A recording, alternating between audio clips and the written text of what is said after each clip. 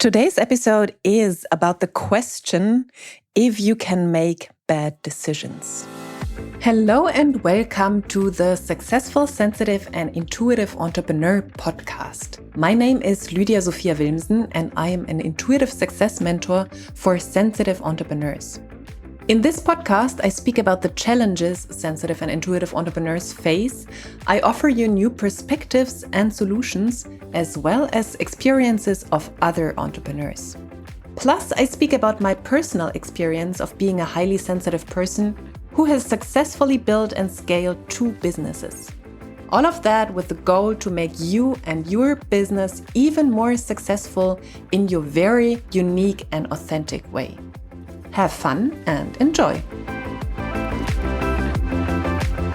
I'm actually on a little trip, a little vacation to our lovely neighboring country of France and then to Switzerland. And it's very rainy here. So actually you could also ask yourself was it a bad decision to stop over a night here as it is raining?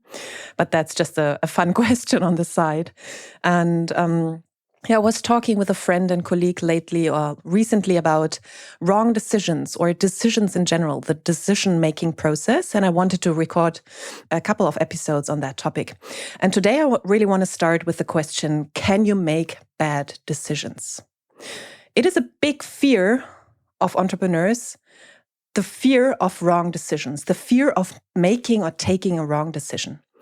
It could come down to investing money. Should I invest the money? Is this going to be the right decision or is this going to make me broke? It is about hiring new team members. Basically, every decision in business, it's always the question, is this going to be the right decision?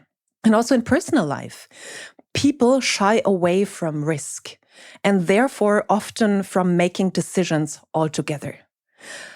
They stay where they are because of the fear of making a wrong decision. And also the fear of wrong decisions or making wrong decisions inhibits them in the decision-making process in general, like right now. They are not free to take a decision based on the current moment because there is still this fear lingering of, I made a decision once and that was a bad decision. What if this turns out the wrong way as well? And I was recording a lovely interview. You can listen to that in the coming episode with Lovelda, and she really said something beautiful.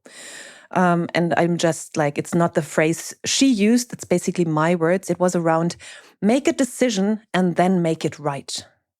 And that means go for it now, whatever it is, and then make it work, instead of stopping yourself from making a decision altogether. And today, I just want to give you some more ideas on decisions and how to deal with decisions where you thought they were wrong decisions. You made a wrong decision.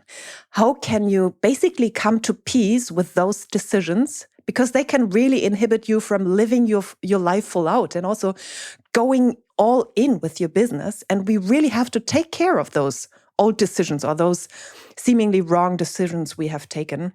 And I would say, technically speaking, you can make bad decisions. You can make wrong decisions. And then it's the question, how can you make them right afterwards? Because if you keep going with this idea, I have made a wrong decision, this can keep you from everything later on.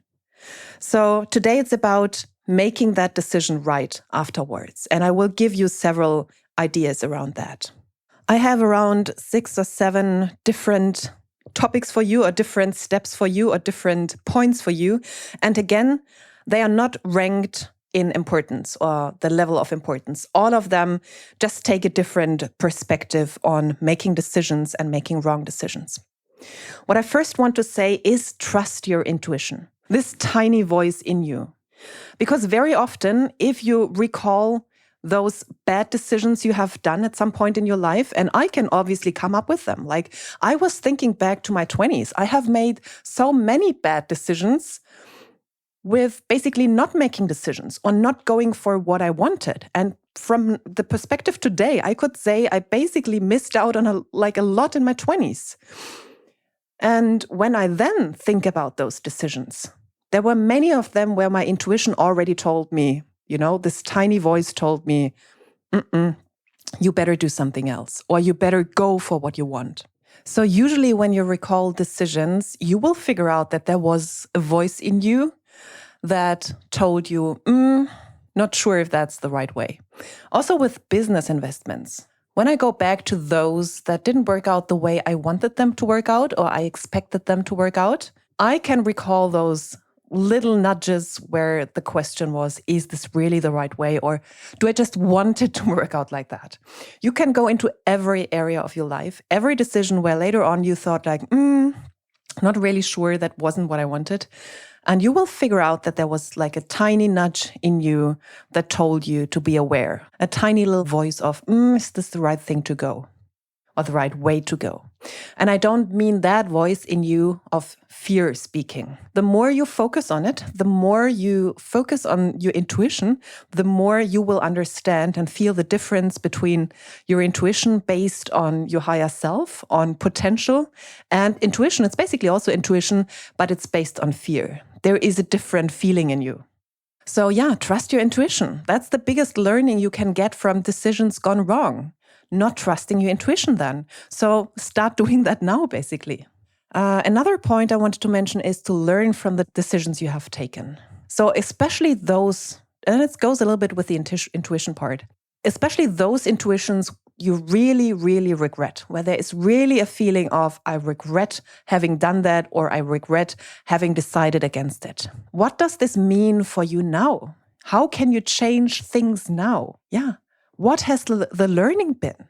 So perhaps it wasn't the right decision, so make it right now with learning from it. As I mentioned before, in my 20s, where I had this feeling of, I missed out on so many things. I always took the wrong, or not always, but often took a wrong decision. When I now look at what the pattern was, it was always this pattern of, I don't want to express myself fully. I don't want to go all in. I have this feeling other people will judge me. So that means now in my 30s, I can practice that even more. It's like a constant reminder of, what do you really want? How do you really want to express yourself in every area of life and business? You know, especially those bad decisions in my 20s or in my teens, they act as a constant reminder to live life out more fully nowadays. And I'm still learning that. It's not that I'm already always doing that already.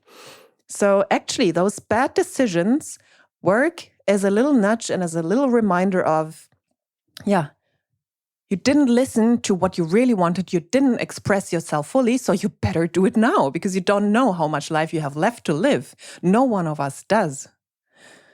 So again, a bad decision can be made right nowadays through living that what you didn't live then. Or for example, if you didn't talk to a person anymore, if you now say like, I really regret not having said goodbye to someone, not ending a relationship in a good way. Do that now. So let this be a reminder to always look out or look for making things right with people and not leaving people in with a conflict or something. Working on always going to the point of, this has ended. However, we have cleared our sides.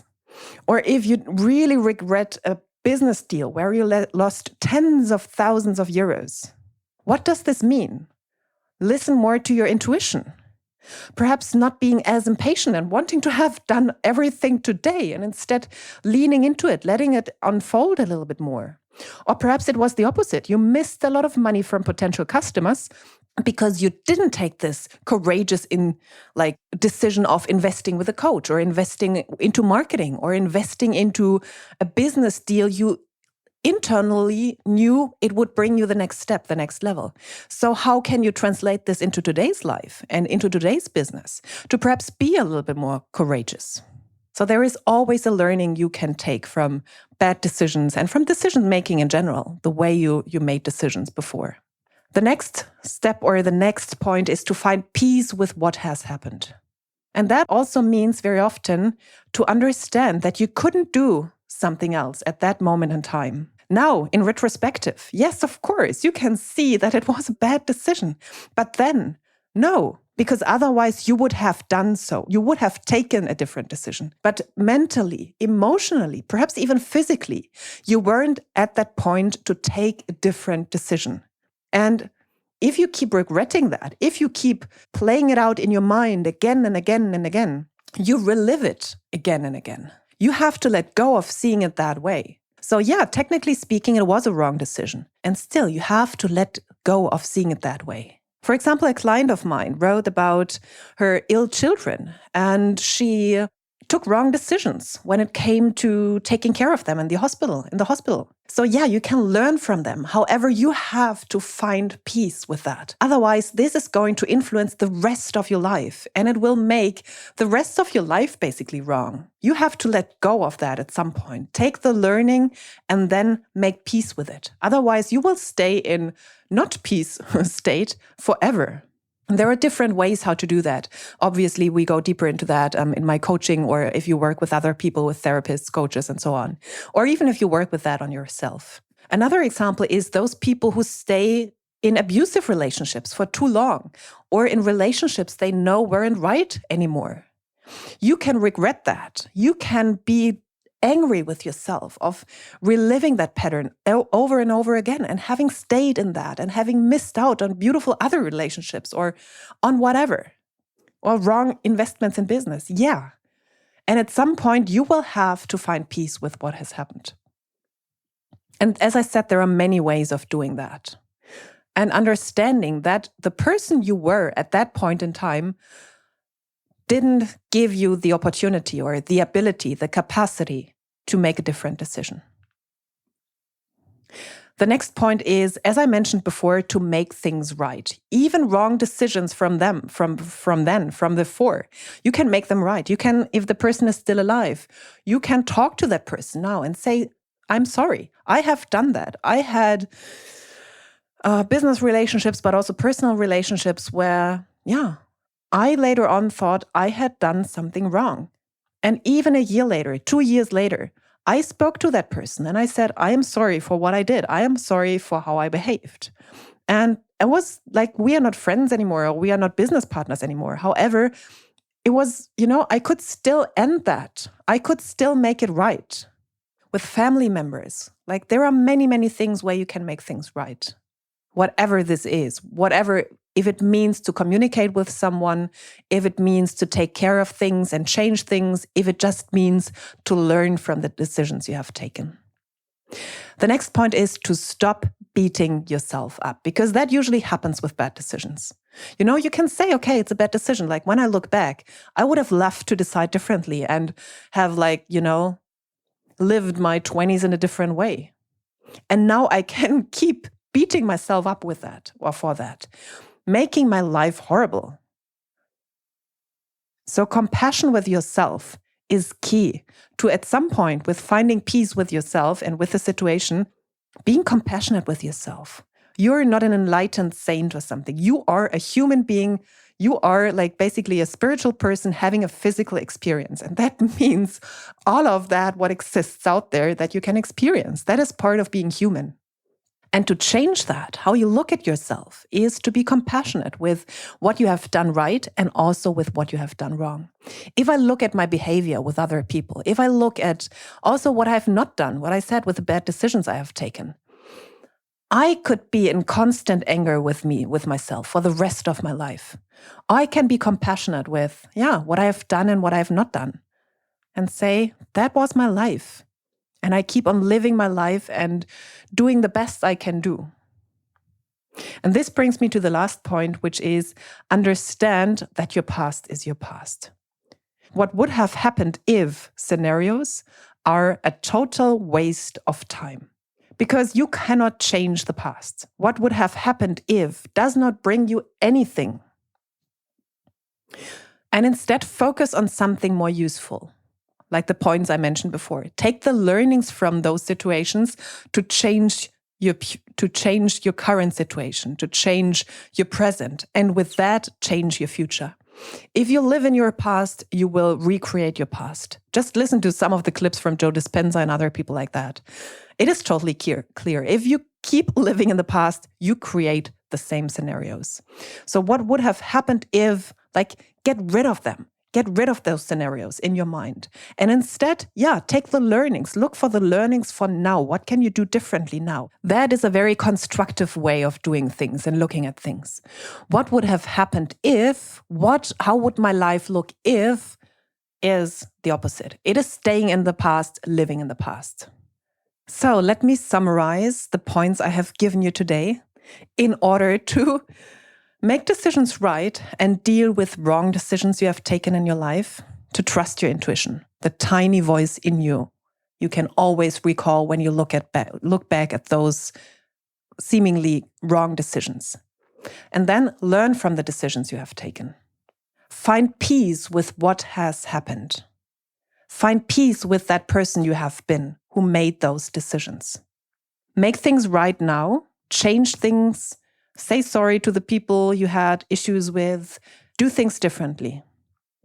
And stop beating yourself up about those old decisions. And instead be compassionate with yourself.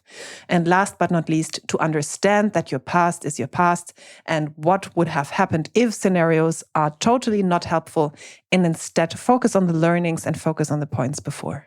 And then I want to remind you that there is still 1 week to go, as it is my birthday week. Until the 1st of October, I offer a discount of 500 euros for my new group intensive. And this is for the people who are on the verge of their next level. That means you don't want a long coaching process. You want like an intensive container where you can see where you're at, what kind of mindset you need to go to the next level. It is all a mindset game. And what is stopping you now from going there vastly has or mainly has to do with your mindset. So you will be working on that, and obviously to see what strategies need to be applied to go to the next level. For example, there is one lovely person in there already, one lovely client of mine who is working a lot, who brings in a lot of money. And now is the question, how can I keep bringing in that money and increasing the money I bring in without working so much anymore? So how can I change from that one-to-one container or one-to-one offers I have now smoothly into finding different ways how to go into group containers or whatever, what different ways are there to bring my knowledge, my impact to the people out there. Like if you're in that scenario that you want to increase your income and you want to shift into flow, so let go of hustle and instead go into flow and ease, this is the right point or the right place to be for you. And I do call it grounded euphoria. Why? Because I want to invite this like grounding, this being at ease, being in flow, knowing your direction, lots of clarity. This is the grounding part. And euphoria, that means you really want to go to the next level. You don't want to stay where you are. And you know there is something waiting for you right now, but you don't have the clarity and you don't have the steps how to go there. And you are not you're not a vibrational match for that yet. So your mindset needs a boost to go there. And there will be lovely other people in there who are on the same path as you, all with a different kind of business model. So you can totally learn from other people and really mingle with like-minded entrepreneurs, basically. If you're interested in that, just send me a message. Link is in the show notes. As I said, until the 1st of October 2020, there is a 500 euro birthday discount for you. Did you like this podcast episode? Then I would be super, super grateful if you gave me a 5-star rating and review on iTunes. And please subscribe to the podcast and share it with people who you know can benefit from it. That is always extremely helpful. You can find all links to my social media profiles, my website and contact form in the show notes. Thank you for listening, and until the next episode, much love to you, Lydia.